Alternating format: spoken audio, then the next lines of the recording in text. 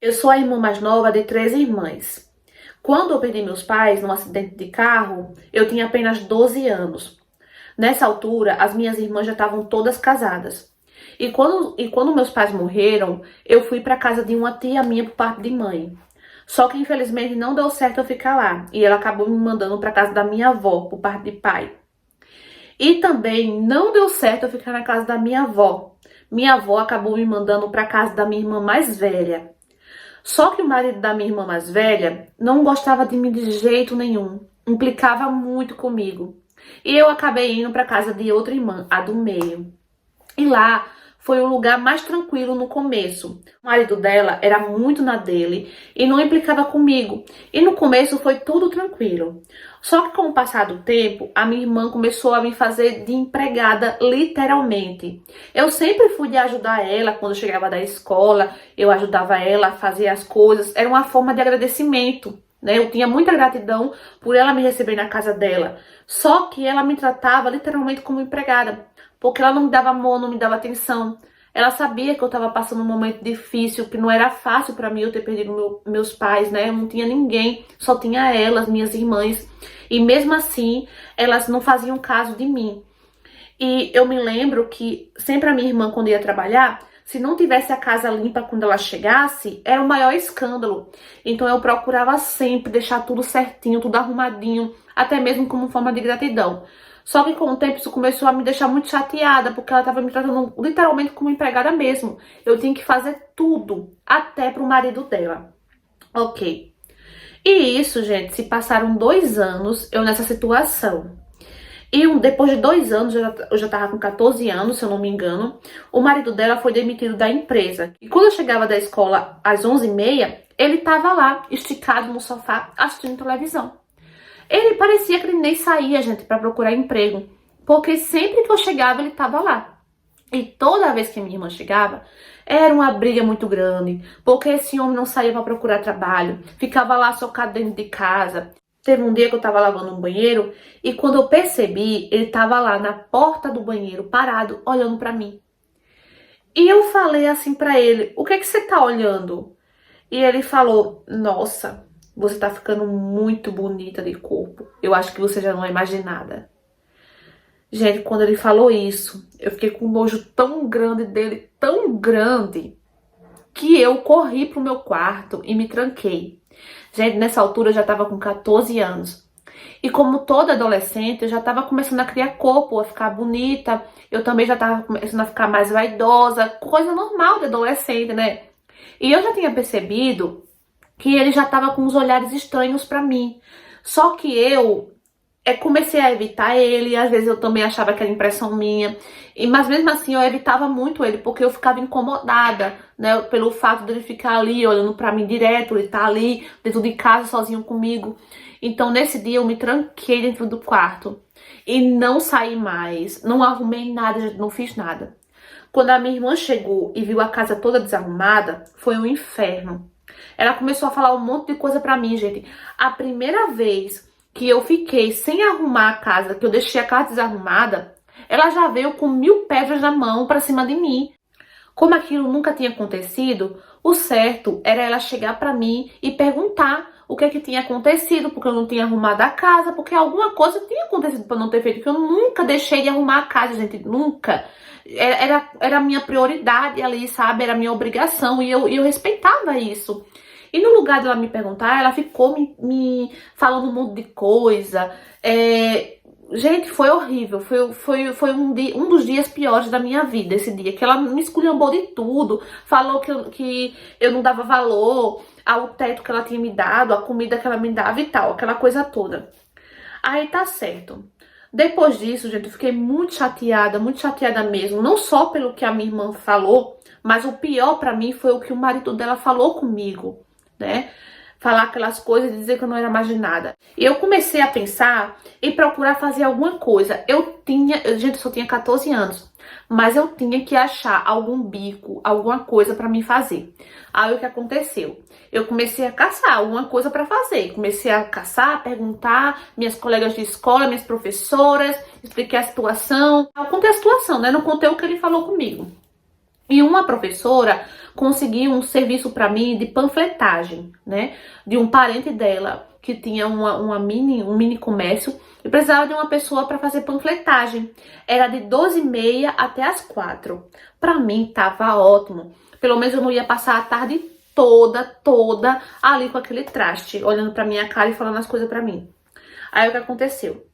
Cheguei em casa e falei pra minha irmã que ia começar a fazer panfletagem. A minha irmã ficou louca, ela disse, não, você tá doida, Camila, sua obrigação é a casa, você não precisa fazer panfletagem, você não tá passando fome. E eu bati o pé e disse, eu vou sim, porque eu já tô cheia, você não me dá nada além do teto e comida. E, gente, era verdade, ela não podia negar isso, ela só me dava teto e comida.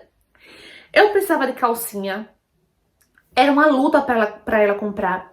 Era uma luta pra ela comprar absorvente. Muitas vezes eu tinha que usar o dela. E ela ainda reclamava. Gente, era muita humilhação. Aí eu bati o pé e falei tudo isso pra ela. E ela ficou calada. Ela não disse nada. Por quê? Porque ela viu que era verdade. O marido dela, vendo que ela não ia falar mais nada comigo, começou a falar um monte de coisa também. Falou que eu tava querendo fugir da minha obrigação. Que eu tava querendo era vagabundagem. E não sei o quê. Falou um monte de coisa. Eu me estressei e mandei ele calar a boca. E quando eu mandei ele calar a boca, a minha irmã ficou maluca. Disse, o que é isso? Você tá ficando louca? Você tá ficando rebelde, malcriada? Eu vou mandar você embora da minha casa. Quando ela falou isso, gente, meu mundo acabou. Eu desabei, eu falei tudo que tava entalado na minha garganta pra ela. Falei tudo. Corri pro meu quarto. Comecei a arrumar minhas coisas pra ir embora. Eu não sabia pra onde eu ia, pra onde ir. Mas eu tava decidida a sair daquela casa, gente. Porque eu tava cansada de humilhação. Eu tava cansada de ser humilhada por um, por outro. Tava cansada disso. Ela chegou no meu quarto e falou, Camila, desarruma essa bolsa porque você não vai embora. E saiu. E, gente, eu comecei a chorar nessa hora. E eu não fui. Eu fiquei lá porque... Porque eu pensei naquele momento, pra onde eu vou? Né? Eu não sabia pra onde ir. Então eu resolvi ficar. E nisso, eu fui fazer a panfletagem, comecei a fazer a panfletagem. E nesse serviço de panfletagem, eu conheci muitas pessoas, gente, muitas pessoas. Essas pessoas conversando com um, com o outro, começou a me ajudar a procurar trabalho. E eu consegui arrumar trabalho numa sorveteria. Eu fiquei 2 anos nessa sorveteria. Quando eu fiz 18 anos, gente, eu consegui meu primeiro emprego de carteira assinada em um shopping, numa loja masculina de roupas, onde vendia roupa chique e tal. E esse trabalho, gente, mudou a minha vida. Foi nesse trabalho que eu conheci o amor da minha vida, que hoje eu sou casada com ele, né, há 4 anos. E esse homem que eu conheci era meu cliente fiel, que sempre comprava a mim. E a gente começou a conversar, começou a se envolver. E hoje nós somos casados faz 4 anos, como eu falei, e temos uma filhinha de 1 ano. E foi graças, né, a esse trabalho que eu conheci ele e saí da casa da minha irmã. Casei, hoje tenho minha casa, meu cantinho, onde ninguém vai me expulsar, onde ninguém vai dizer, vai embora, você não tá dando certo aqui, a gente não quer mais você aqui. Onde eu não vou passar por humilhação, onde eu não preciso aguentar homem descarado falando as coisas pra mim, entendeu? Então, eu sempre pedi a Deus em oração pra Ele nunca deixar mais na minha vida eu morar de favor.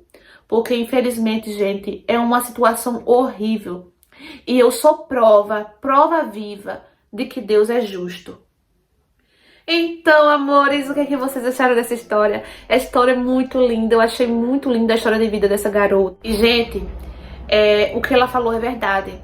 Tem muitas pessoas que, infelizmente, tá nessa situação, né, de morar de favor em casa dos outros. Uma vida muito triste, gente, muito triste. Porque você tá ali de favor e você se sente na obrigação de fazer tudo que aquela pessoa pede pra você fazer, entendeu? Porque você se sente em dívida com aquela pessoa. E é muito difícil mesmo. Graças a Deus, essa jovem encontrou uma pessoa, né, sincera, uma pessoa que realmente gostou dela e assumiu ela. Hoje é casada faz 4 anos, tem uma filhinha de 1 ano. Fiquei muito feliz por ela mesmo. E achei muito bonito, gente, ela dizer que sempre pedia a ajuda de Deus, né, em oração, para nunca mais deixar ela passar necessidade ou morar de favor na casa dos outros. E Deus, né, realmente é justo e ajudou ela com a família, com a filhinha, com a sua própria casa, para nunca mais ela precisar morar de favor, né? Então essa história é uma história de superação.